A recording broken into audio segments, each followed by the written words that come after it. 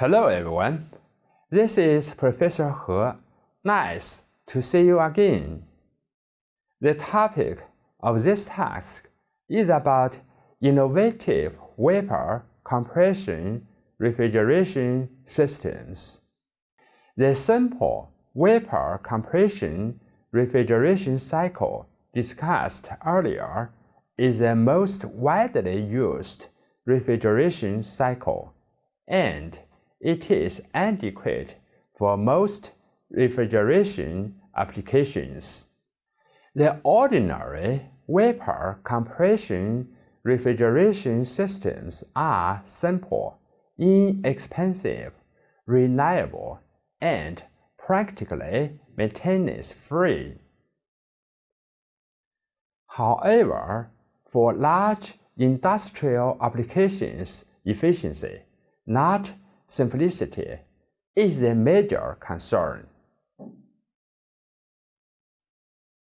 Also, for some applications, the simple vapor compression refrigeration cycle is inadequate and needs to be modified. We now discuss a few such modifications and refinements, including 1. Cascade refrigeration systems. 2. Multi-stage compression refrigeration systems. 3. Multi-purpose refrigeration systems with a single compressor. And 4. Liquefaction of gases. Now, to begin with, let's talk about the cascade refrigeration systems. Some industrial applications require moderately lower temperatures, and the temperature range they involve may be too large for a single vapor compression refrigeration cycle to be practical. A large temperature range also means a large pressure range in the cycle and a poor performance for a reciprocating compressor.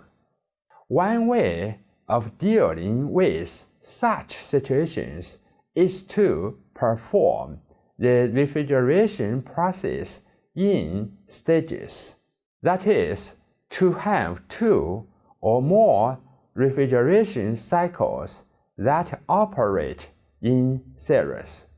Such refrigeration cycles are called cascade refrigeration cycles. A 2-stage cascade refrigeration cycle is shown in the figure. The 2 cycles are connected through the heat exchanger in the middle, which serves as the evaporator for the topping cycle and the condenser for the bottoming cycle.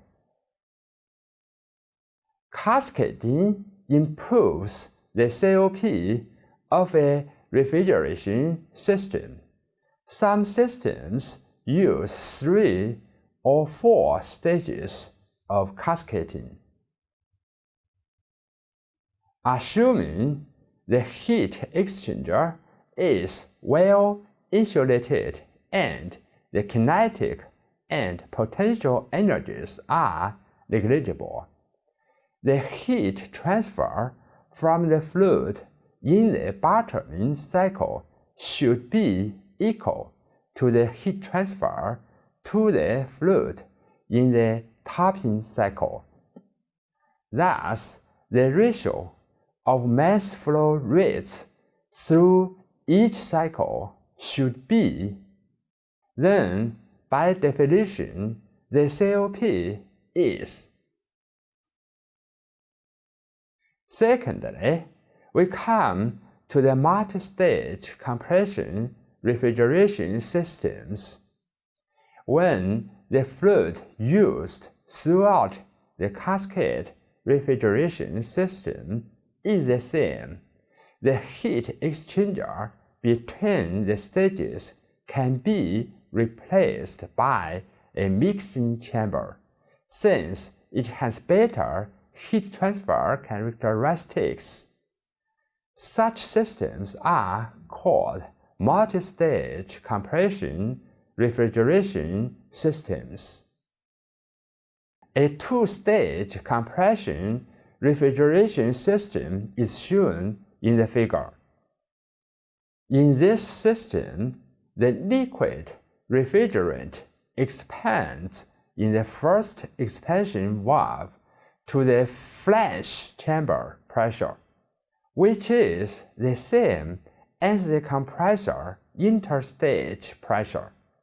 Part of the liquid vaporizes during this process.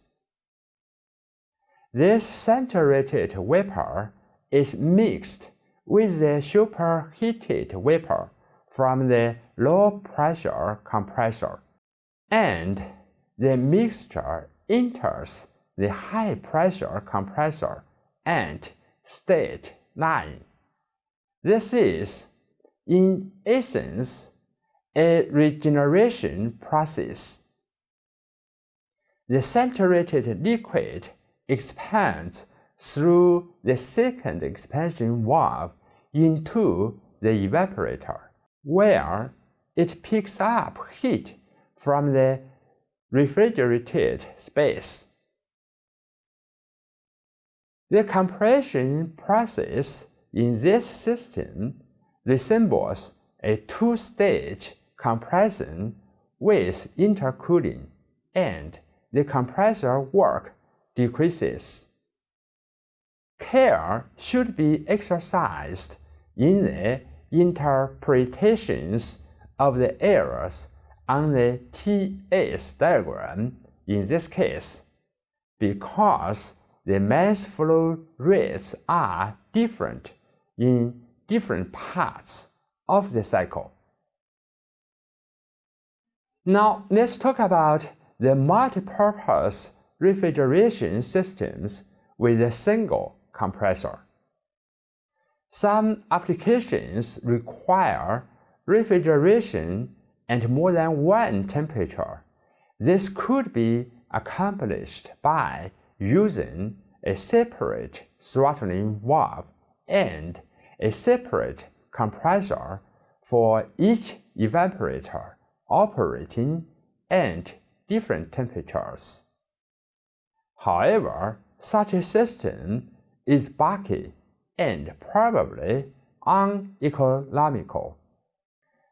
A more practical and economical approach would be to route all the exit streams from the evaporators to a single compressor and let it handle the compression process for the entire system.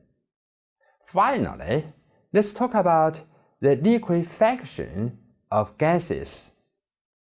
The liquefaction of gases has always been an important area of refrigeration, since many important scientific and engineering processes at cryogenic temperatures depend on liquefied gases.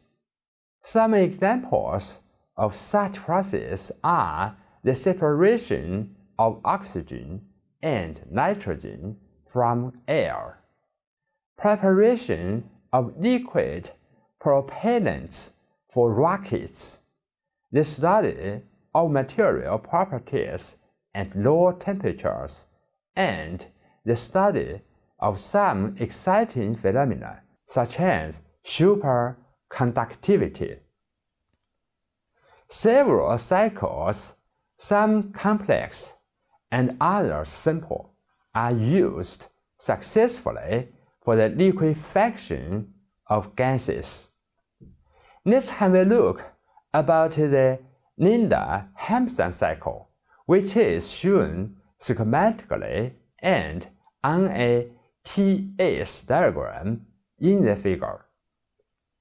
These and other refrigeration cycles used for the liquefaction of gases can also be used for the solidification of gases. Okay, that's all for this task. Thank you very much and see you next time.